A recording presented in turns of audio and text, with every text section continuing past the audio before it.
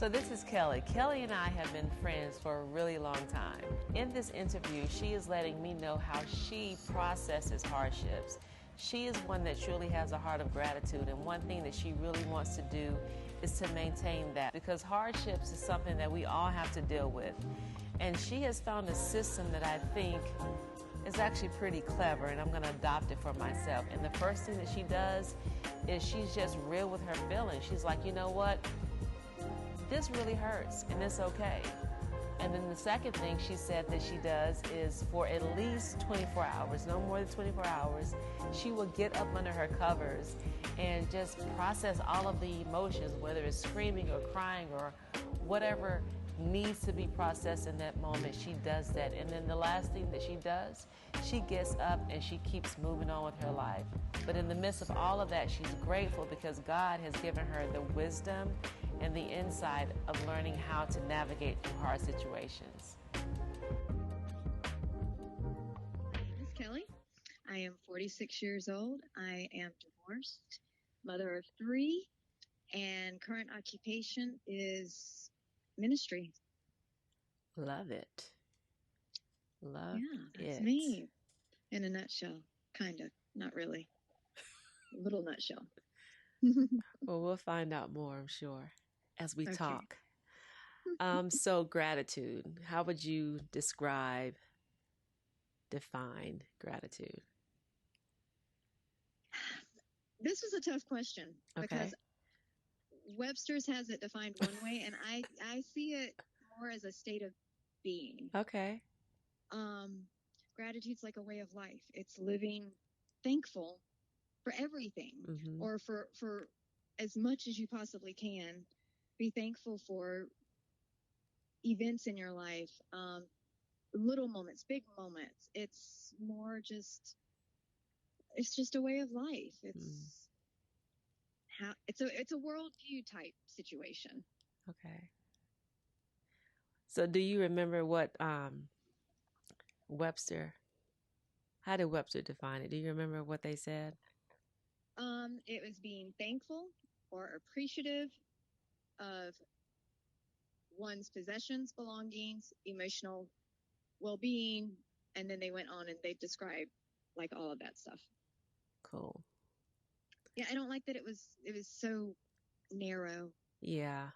It's just a word to Webster's, and it's not just a word. Yeah, your definition of it being a lifestyle. Yeah. And I think even that word itself, lifestyle, probably needs a definition in itself. Well, yeah, I guess, it's how do you go about moment to moment, breath to breath? Mm-hmm. It's I know none of us really have control over what we do when we sleep, so I'm not going to use our sleep hours, but from the moment we wake until the moment we do fall asleep, how are we living? Are we living thankful? Are we living appreciative of the frog that hopped across and took away that mosquito that was about to bite you? I mean, you know what I mean? Yeah. It's like this little things, as well as being thankful and appreciative of the big things, and it's bad things as well as good things. It's really seeing the good. It's seeing the good, the light. Yeah. So the big thing. So what is one thing that I know you have a lot, but what is one thing that you would say that you're grateful for? Like today in this morning. My hardships. In this moment, this very moment. Yeah. In this very moment, I am thankful. It's my hardships.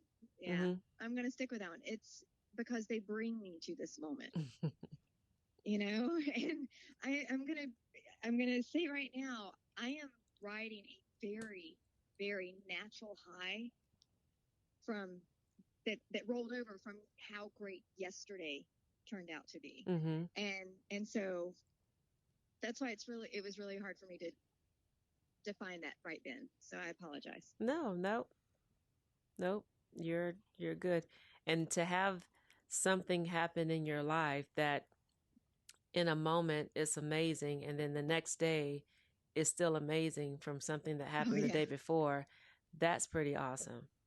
I've never experienced that before. Yeah. It's amazing. Yeah, that's Absolutely amazing. that's pretty awesome. Those are things you want to bottle up and sell it. Oh gosh, yes. If you Yes. could. Oh, if I could, I so would. Yes. I was trying to explain that to the girls.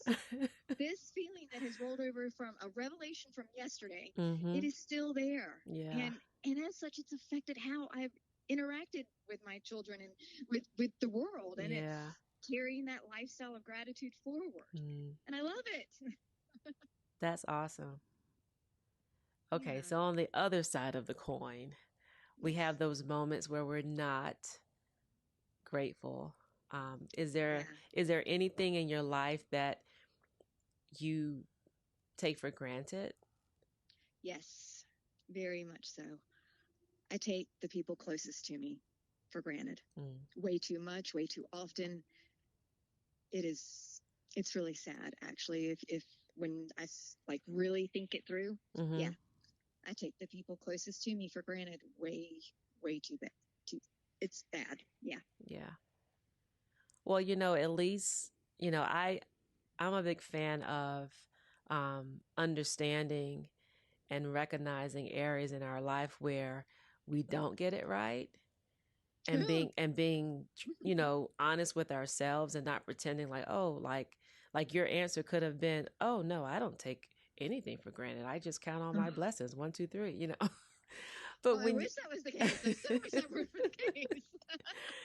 but I think there's such potential when you're able to identify, like places that need improvement. Yeah. That's in my opinion, I think that's a really good place to be, because that means you're aware of changes and you're open to Yeah. discovering how things can be different. So I think that's Discovering. great. Yes. Yeah. Big proponent of discovery. Yeah. Big proponent. So, So you mentioned that you're grateful for your hardships. So typically, like when you're going through a hardship, so whether it's like an economic hardship, relational hardship, a health hardship, any type of difficult time in your life, how do you initially respond to that? okay, well, my initial response isn't going to be like a one bullet point. It's a Mm-hmm. 3-step process, maybe a 4-step. Okay. But the first step is I give myself permission. I give my heart permission to hurt. Mm-hmm. I say it's okay to hurt. Mm-hmm. It's okay to be disappointed. It's okay to feel that darkness. Mm-hmm. And then I crawl under my covers Mm-hmm. and I give myself a time limit. You have 24 hours max, preferably just that afternoon or that a whole lot less, but 24 hours max. Wallow in it, embrace the dark feelings that you're feeling, just wallow in it. And then the third step is I get up and I live life, Mm-hmm. and do whatever it takes to get the job done. Mm-hmm. But through all of those steps, it's only because of Christ Mm-hmm. that I can take those steps. It's only through Christ that I can give myself permission to hurt, because Mm-hmm. I know He's already taken away the pain. Mm-hmm. It's only through Christ that I can wallow for that time period, because I know He's holding me in my valley. Right. He's got me, and it's Yeah. only through Christ that I can get back up and live the life and do what I've got to do, because it's His strength that's going to see me through, not mine.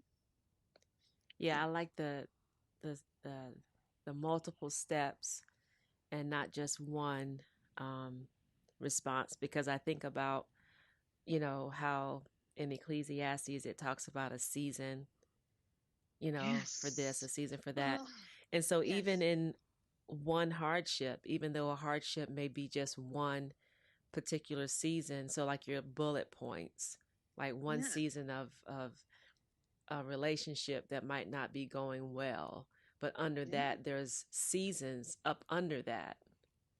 Absolutely. And being able to take the time to sit in each one of those seasons until you're ready to move on to the next season. Exactly. I think that's really good. And I think each person has to decide their steps. Yeah. And in order to embrace hardships with gratefulness, you kind of need to know what you approve, what steps you approve of for Right. yourself. Yeah. And that's where grace comes, I believe, because we all have our own process. Right. So, yeah. Yeah. I like that, the 3 steps. So you have 3-step program for me. So you have daughters, and so I do. as a mom looking at your kids, can you think back to your own childhood, and was there any person or persons that taught you about gratitude as a kid growing up?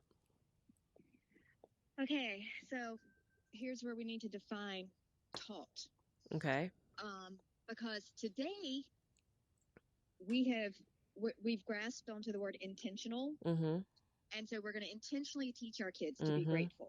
We're going to intentionally teach this, intentionally teach that. So I was not intentionally taught gratitude, no. However, both my entire family, but specifically both of my grandmas, taught me gratitude through their way of living and through sharing of their stories. They lived through the Depression. You know, they remember the Dust Bowl.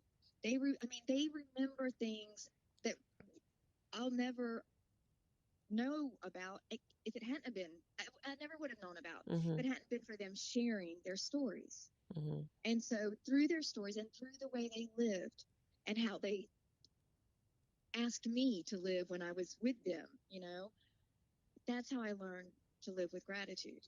So yeah, I was taught it, but not by today's definition. Got it. Well, typically that's, I mean, even as a mom, you know, our kids are going to look at us and watch our actions and our tones and pay way more attention to that than what we say. Absolutely. You know, Absolutely. So having that role model as a kid, even though you said they were not like, okay, Kelli, this is what gratitude looks like, you know, but you were able to see it, and just seeing it, I'm sure, you know, it was authentic because it wasn't scripted. It was just who they were and what they did. Exactly. And it wasn't scripted. That defines it. It was just here. Yeah. You know? And yeah. But I will tell you, the first time I read that question, I tried answering it based on today's definition of teaching, and I had to say no. But then the more I like prayed over that question, the Lord revealed, wait a minute, yes, I was taught. Yes, I was.